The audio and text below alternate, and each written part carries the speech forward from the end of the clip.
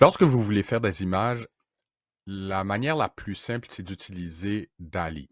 Donc, vous êtes dans ChatGPT, vous lui demandez de générer une image ou vous le faites sur Bing à partir du browser Edge et vous êtes capable de générer des images. Le problème, c'est qu'on n'a pas beaucoup de contrôle sur le style et sur le rendu de l'image. Pour ça, pour cette versatilité, Midjourney est encore une meilleure plateforme que DALL-E et ChatGPT. Et je vais vous montrer une façon de contrôler un petit peu plus les styles lorsque vous travaillez avec Midjourney. Alors ça, c'est quelque chose qui a été rajouté dans la dernière version de Midjourney il y a quelques mois et ça s'appelle, c'est le tuner de style. Et comment ça fonctionne? En général, c'est relativement simple. Le processus est simple et n'importe qui peut le faire. C'est l'utilisation après ça qui devient plus intéressant. Alors, il y a une option dans Midjourney qui s'appelle Tune, donc c'est /T-U-N-E.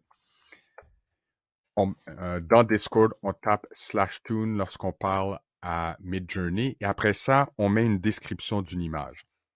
Donc, dans ce cas-ci, vu que c'est Noël, j'ai dit le Père Noël et ses lutins, style BD. Je soumets ça et la première chose que Midjourney fait, c'est m'avertir que ce que je vais demander est assez coûteux. Donc, ça va prendre 0.3 crédits de processeur. Il m'en reste 2 et puis ça se renouvelle bientôt, donc c'est pas tellement grave. Donc, moi, je vais lui demander d'en générer 32. Je pourrais le doubler, je peux aller à 64 ou 128, mais moi, je vais en garder 32 et je vais envoyer la requête. Alors, ce que Midjourney va faire, c'est que pendant quelques minutes, il va générer un paquet d'images basées sur ce que je lui ai envoyé comme requête. Et à partir de ces images-là, je vais pouvoir construire mon propre style. Et voilà, donc après quelques minutes, on voit que Midjourney a fini de générer le style. Donc, dans Discord, il donne un lien et lorsqu'on clique sur le lien, on peut voir toutes les images que l'outil a générées par rapport à mon prompt, à ma requête. Donc, vous voyez, là, il y a 32 paires de dessins, un à gauche, un à droite. Et c'est là où le plaisir commence. C'est que pour créer un style, il suffit de passer à travers chacune des paires d'images et si on aime un côté plus que l'autre, on le choisit. Sinon, on le laisse tel quel. Donc ici, moi, j'aime bien celui-ci. Entre ces deux-là, je préfère celui-ci. Entre ça et ça, bon, à l'Halloween, je préférerais ça, mais maintenant, je préfère ça. Alors, là où je veux attirer votre attention, c'est en bas ici. Vous voyez, chaque fois que je clique une image, le style change. Et ça, je peux l'avoir jusqu'à la fin. Je le fais le nombre de fois que je veux. Et à la toute fin, complètement en bas, bon, il y a les 32, on peut faire la quantité qu'on veut. Et à la toute fin, ça va nous donner un style particulier. On peut copier la requête au complet pour la relancer ou uniquement copier le style en bas pour avoir le style, le style qui est une combinaison de ce qui a été choisi. Donc, dans ce cas-ci, pour les besoins de la cause, je vais prendre la requête ici au complet. Et là, je vais retourner dans Midjourney et je vais demander de créer le Père Noël et ses lutins style BD avec le style qui avait une combinaison de 2 ou 3 messages ou 2 ou 3 images. Donc, ça prend une trentaine de secondes pour générer. Donc, on va arrêter encore un petit peu. Et voilà, donc Midjourney a fini de faire le travail et voici ce que ça donne comme résultat. Donc ça, c'est une combinaison des, du style que j'ai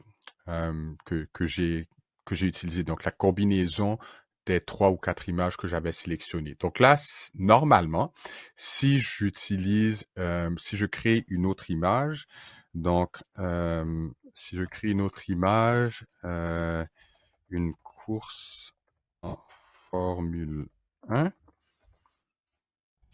avec le style que j'avais ici. Donc, avec ce style-là, on va laisser Midjourney faire son travail et on va voir ce que ça va donner. Alors voilà, la dernière image a été générée et si on regarde ce que ça donne, donc ça, ce sont les images de Formule 1 et ça, ce sont les images du Père Noël. Maintenant, on va faire un essai, mais avec un style un petit peu différent. Euh, donc, le style que j'avais, je pense que j'avais ça. Et donc, on va mettre ça parce que c'est vraiment différent. Et je vais voir s'il n'y a pas un style un petit peu plus ben, moi, celui-là est un petit peu intéressant et celui-là aussi. Donc là, on va voir lorsqu'on met ceux-là ensemble et on génère une autre image, encore la même image du Père Noël avec ces styles-là combinés. On va voir ce que ça va donner. Alors, je lance ça et on revient dans quelques secondes. Et voilà, on est revenu et voici l'image que ça a donné cette fois-ci. Donc, une image beaucoup plus triste que les images précédentes à cause du choix des styles que j'ai utilisés. Et on va retourner pour faire une dernière version. C'est que au lieu de dire ici que je veux le style BD, comme le style est déjà inclus dans la description, donc dans les styles qui ont été générés, style BD faisait partie de la requête initiale. Je vais l'enlever et puis on va voir ce que ça va donner. Donc là, je vais lui demander de rerouler la même requête, sur ce que je vais enlever l'aspect style BD parce que ça devrait être déjà inclus pour voir ce que ça donne. Donc, je soumets et on va revenir pour voir ce que ça va donner. Et voilà, on est maintenant de retour et voici la version en enlevant l'aspect style BD. Et effectivement, j'avais choisi des images beaucoup plus sombres et en mettant style BD, ça a probablement un petit peu réduit l'effet horreur, mais cette fois-ci, l'effet y est vraiment. Bon, je pense que on va essayer de prendre ça, mettre ça sur une carte de Noël et envoyer ça à toutes les personnes qui n'ont pas été gentilles pendant l'année. J'espère que ça vous a plu et je vous souhaite à tous et à toutes un joyeux Noël et une bonne année.